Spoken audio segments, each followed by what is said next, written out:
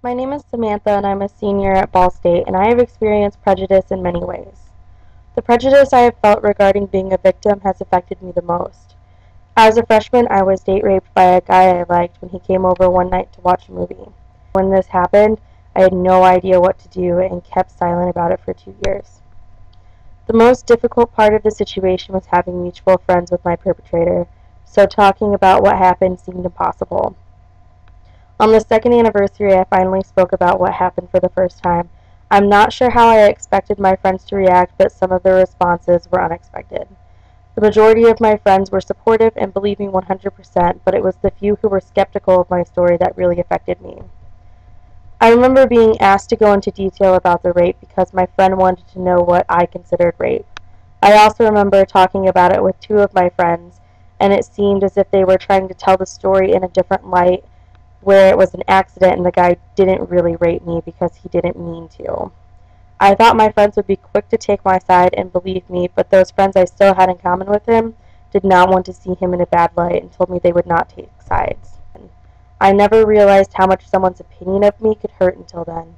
I had never truly experienced victim blaming until that moment when they still wanted to believe this rapist over me. They tried to find loopholes where it could have been my fault instead of his. I didn't say no loud enough. I didn't push hard enough. If I were really being raped, I would have fought harder. But it is never the victim's fault. I did nothing to ask for what happened. If I could go back now and speak to those friends in that moment, I think I would like to have them place themselves in my shoes. I would never want anyone to have to go through what I went through, but until you are the victim of a crime, you cannot fully understand what might go through your head in the moment of terror. I froze. I thought if I were ever in that situation, I would yell and kick and scream and fight my way out. But when it happened, I was so taken aback that I froze. I couldn't do anything. Many women have a script in their head of what they would do if they were being raped, and because my story did not line up with their script, I was discriminated against. Until you have been in this situation, you really can't know how you might react. I would like there to be more education on all types of rape. Date rape is almost always taught in association with alcohol.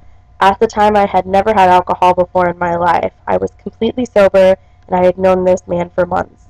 I felt safe with him and had been alone with him before many times. No education I had ever received on rape would have helped me in this situation. Women need to understand that they can be date raped whether alcohol or drugs are present or not, and that violent attack scenes in a dark alley are not as prevalent as being raped by a well-known and trusted friend.